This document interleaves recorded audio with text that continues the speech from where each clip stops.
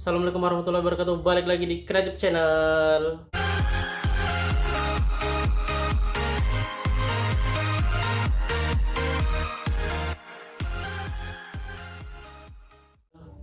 Oke guys, balik lagi di Sentra Rumah Jamur Insan Serbelawan, channel inspirasi, motivasi, dan semangat untuk berwirausaha ya guys.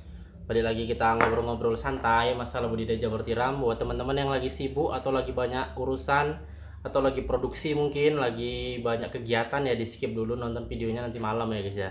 Nanti malam pas santai-santai, pas lagi scroll-scroll HP, lihat notifikasi Kreatif Channel, ditonton dulu ya guys ya. Nah, jadi buat yang belum subscribe, diutamakan untuk subscribe dulu guys, supaya nggak ketinggalan uploadan terbaru dari Kreatif Channel, supaya bisa sharing, tukar pikiran, kemudian tanya jawab ya guys ya. Tetapi kalau misalkan pembahasan ataupun pertanyaan teman-teman itu udah sering Insan bahas, biasanya sih langsung Insan suruh nonton ya guys ya. Jadi kita nggak mengulang-ulang ya guys ya, karena setiap hari itu mungkin ada belasan pertanyaan yang masuk ya guys ya, baik dari WA, dari YouTube. Nah, jadi kalau pertanyaannya itu diulang-ulang terus ya, lama-lama bosan juga ya guys yang menjawab. Nah, jadi untuk pembahasan video kali ini San mau membahas pertanyaan salah seorang subscriber ya guys. Sebenarnya udah beberapa hari yang lalu nanyanya, tapi belum kepikiran ataupun belum sempat buat videonya. Nah, jadi di sini San mau buatkan videonya. Jadi di sini pertanyaannya adalah bagaimana cara membedakan F2 yang bagus dengan yang tidak bagus ya guys ya. Sebenarnya kalau misalkan dia udah full ya, miseliumnya bagus sih guys namanya. Apalagi dia bisa full ya guys ya, berarti kan bagus, nggak ada kontaminasi. Hanya saja yang menjadi perbedaan itu adalah ketajaman dan kekuatan miselium itu dalam menembus media ya guys ya. Baik itu media kayu keras atau kayu lunak, baik itu media yang ada kontaminasinya ataupun yang steril. Nah, seperti itu guys. Karena kalau dari tampilan fisik, nah semua F2 itu ataupun semua bibit, baik itu medianya jagung ataupun medianya serbuk atau campuran sorghum, kemudian media kacang hijau, media gaba, nah semua itu sama ya guys ya dari tampilan fisik. Miselium pasti putih, kemudian ada benang-benangnya ini guys, merambat.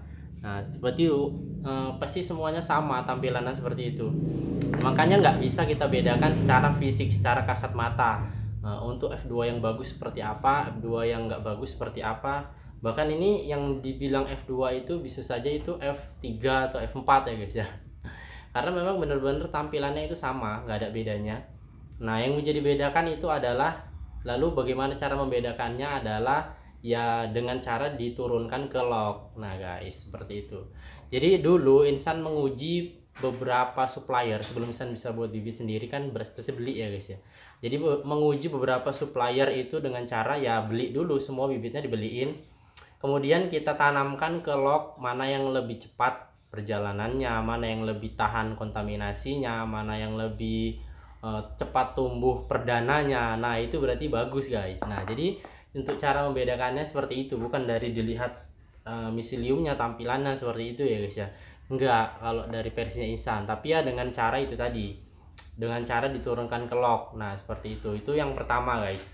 Kemudian cara yang kedua adalah mungkin teman-teman bisa beli miselium yang 30%, 30% lah, ataupun muda lah, kita katakan muda, 30 atau 40%. Kemudian kita simpan di tempat yang sama. Ini dari dua supplier ya guys ya, kalau kalian mau menguji, mau mengetes lah seperti itu ya guys ya.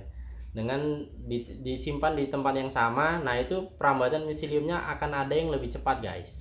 Nah tapi jangan hanya dua ya guys ya, jangan hanya satu-satu. Usahakan yang dari supplier A itu 10, yang dari supplier B 10, dengan miselium yang usianya sama, mungkin 30% ataupun 10 hari penanaman inokulasi bibit. Nah seperti itu. Jadi kita lihat yang mana yang lebih cepat penuh, yang mana lebih cepat full. Nah kemungkinan itu memiliki ketajaman yang lebih bagus ya guys ya. Nah jadi seperti itu guys. Jadi dua cara untuk menilai ataupun memilih bibit F2 yang bagus itu kalau dari versi Insan seperti itu sih. Tapi kalau teman-teman ada saran lain bisa tulis di kolom komentar di bawah. Jangan pelit ilmu ya guys ya. Jangan takut memberikan masukan, memberikan saran, karena ya semua di sini belajar ya guys ya. Nggak cuma teman-teman, Insan juga belajar bagaimana supaya kita bisa membagikan apa yang kita tahu, bisa berguna buat teman-teman yang lain, bisa jadi amal jariah juga. Nah seperti itu guys. Di sini Insan mau memberikan tips buat teman-teman nih. Biasanya ya guys ya, kalau penggunaan F2 media jagung itu bagian bawahnya seperti ini guys. Nih, ini miseliumnya ini belum sampai ke bawah ya guys ya. Jadi ini kalau disimpan dalam posisi seperti ini aja, ini yang bawah miseliumnya akan mudah terus. Bisa berisiko kalau dipindahkan ke log mati atau kontaminasi guys. Nah, jadi salah satu cara Insan adalah karena ini dia mengandung air ya guys ya. Ini mengandung air. Biasa sih kalau media jagung pasti berair. Nah, jadi salah satu cara Insan adalah dibalikkan seperti ini guys. Nah, dibalikkan seperti ini maka kandungan air yang berada di jagungnya ini dia akan turun ke bawah, dan bagian jagung yang basah ini dia akan normal, kemudian akan dilalui miselium. Dengan seperti itu maka bagian jagung yang di bawah ini masih terlihat jagung ya guys ya. Padahal ini miseliumnya sudah full lebih dari 3 atau 4 hari.